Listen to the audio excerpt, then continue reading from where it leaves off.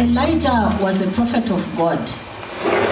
Elijah depended on God totally.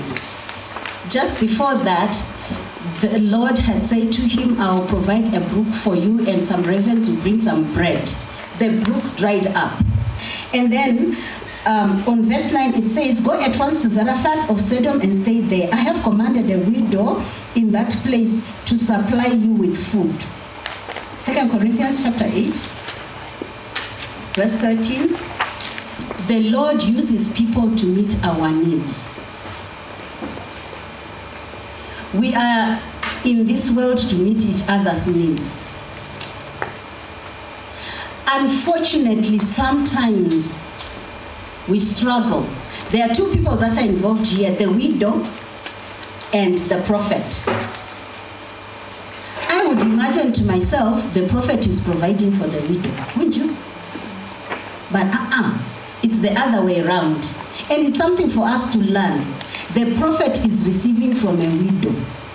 There is a time each one of us needs to learn how to receive. From the text in 2 Corinthians chapter 8,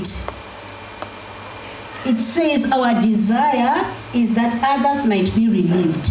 And in this text, the idea is that I am willing to share with someone else what I have. So we need to learn how to give as much as we learn how to receive. Maybe you're sitting there and you're asking yourself, do I have anything to give? When the pastor stands up and says, today I'm talking about giving, you think the pastor is asking you to give what? Money. That's not true. We have a lot to give, like a smile, a word of encouragement, a touch, an acceptance, or being open to enter into a relationship. Are you willing to be vulnerable and give your heart and enter into a relationship? Do you have anything to give? Do you have a smile to give, a handshake to give this morning?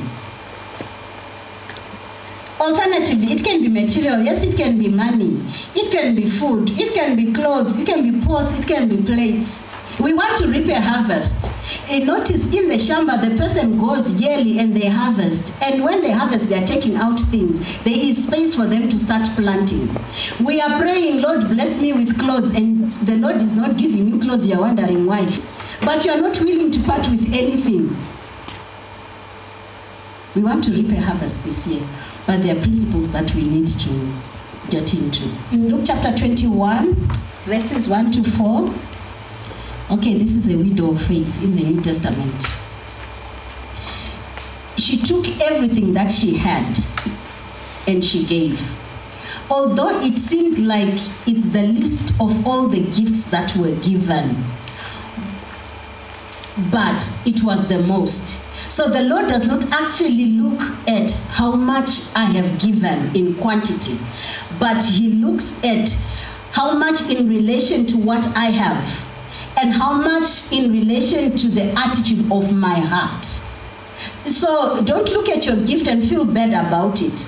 It is the issue of the heart. It is more than what meets the eye that is within the gift. Let's go back to the widow of Zarephath. 1 Kings 17. For me, I struggle with what I'm going to tell you, but it's biblical. Yeah? Guess what? The prophet asked another human being. I think there's something for us to learn. It's okay to ask. It's actually okay to ask. Depending on how you were brought up, maybe you were told you never ask. For my mother, the issue was, if you don't have a spoon, use your finger. Which means what? If you don't have, you don't have. Live like that. But from this text, it's okay to ask. And if you notice, he asked for water first, and then he also asked for bread. But understand, it was with revelation. It was not just an issue of I go to Catherine, can you please help me with some money? I moved from there. Mary, can you please help me with some money? Teresa, can you help? It was not like that.